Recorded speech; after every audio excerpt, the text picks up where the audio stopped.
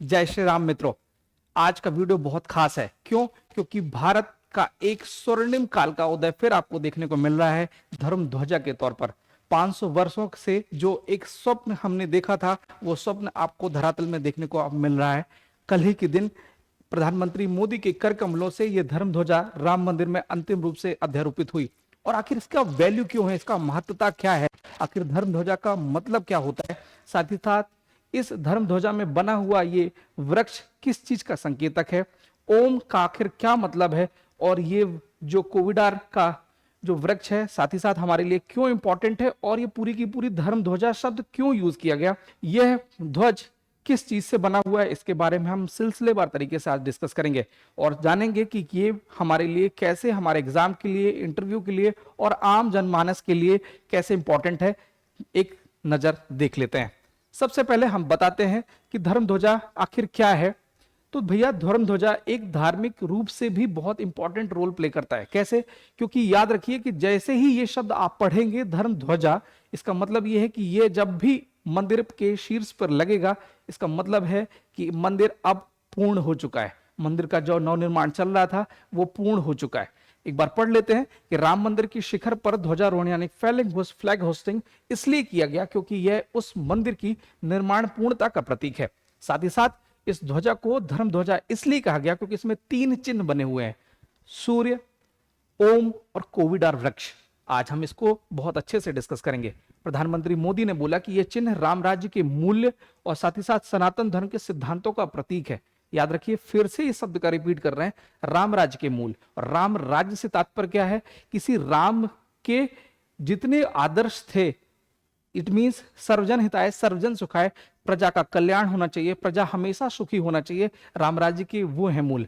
सनातन धर्म यानी सर्वजन हिताय सर्वजन सुखाय, सबका विजय, सबका खुश होना चाहिए, सभी लोग निरोगी हों, सभी लोग स्वस्थ रहें, यही एक उद्देश्य था। और सनातन धर्म का मतलब पूरा देश, पूरा विश्व हमारा एक परिवार है, सबको एक साथ लेके चलना है। और इसी भाव के साथ भारत एक तेजी से बढ़ता हुआ ऐसा राष्ट्र है जो पूरे विश्व को अपना परिवार मानता है।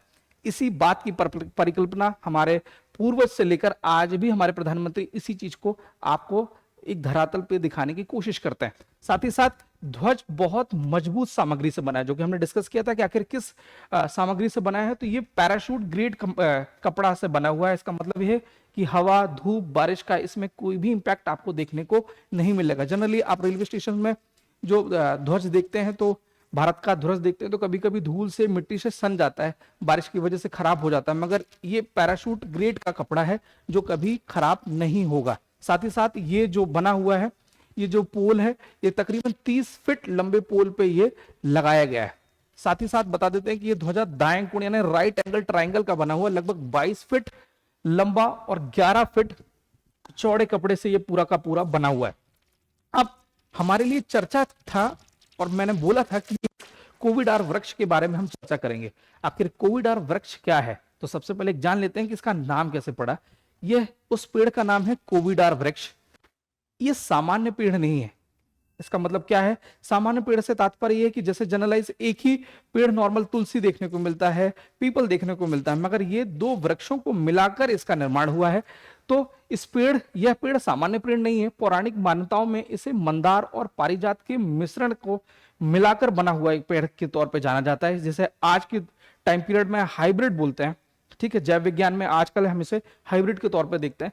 तो ऋषि कश्यप ने इसको बनाने का श्रेय देखने को मिलता है पुराने ग्रंथों में। अगर पता चलेगा तो किसको के द्वारा, तो आप याद रखिएगा, अगर इंटरव्यू में आपसे कोई पूछता है तो आपको बताना पड़ेगा कि ऋषि कश्यप के द्वारा इसको बनाया गया था। साथ ही साथ इतिहासकार में जो ललित मिश्र द्वारा भी बोला गया कि इसका उल्लेख, इस वृक्ष का उल्लेख वाल्मीकि रामायण और पुराणों में भी देखने को समय समय पर मिलती रही है। वो त्रेता युग में भी देखने को मिला। और त्रेता युग में कब अयोध्या का राजकीय वृक्ष के तौर पे ये आपको देखने को मिलेगा।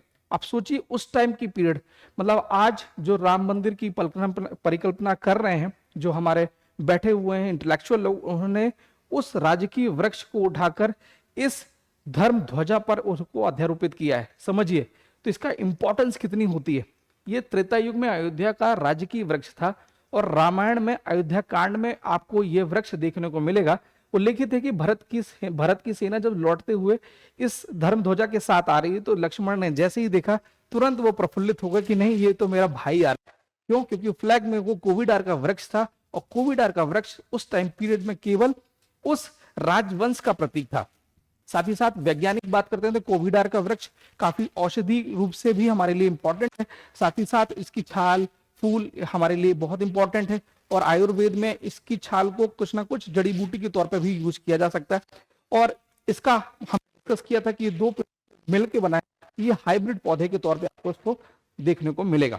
धर्म ध्वजा के प्रतीक का सांकेतिक चिन्ह नजर देख लेते हैं कि तीन जो सांकेतिक चिन्ह थे उसकी क्या इंपॉर्टेंस है।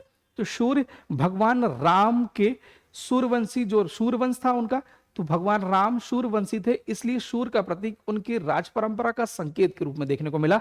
ओम ये नहीं एक ब्रह्मांडीय शब्द है, ब्रह्मांडीय ध्वनि है, जहां आत्मा और परमात्मा दोनों का मिलन जब होता है तब ओमकार होता है। तो यह ब्रह्मांडी ध्वनि आत्मा और परमात्मा से जुड़ाव का चिन्ह के रूप में माना जाता है। और साथ ही साथ कोविडार वृक्ष, तो यह न केवल राज चिन्ह था बल्कि धर्म, आध्यात्मिकता और प्राचीन शिल्प ज्ञान की निरंतरता का एक प्रतीक के तौर पे इसे देखा जाता है। तो ये कुल मिला के ये धर्म ध्वजा हमारे 500 वर्षों से जो हमने स्वप्न देखा था उसको धरातल पे कल हमने देख लिया। ऐसे ही वीडियो आपको लगातार मिलते रहेंगे। अगला कौन सा आपका टॉपिक आप पे वीडियो देखना चाहते हैं उस टॉपिक को कमेंट बॉक्स पे जरूर बताइएगा, हम उस पर जरूर वीडियो लेके आएंगे। और इसी प्रकार के इंटरेस्टिंग वीडियो के साथ मिलेंगे नेक्स्ट वीडियो में। तब तक के लिए स्टे ट्यून। जय हिंद, जय भारत, जय श्री राम।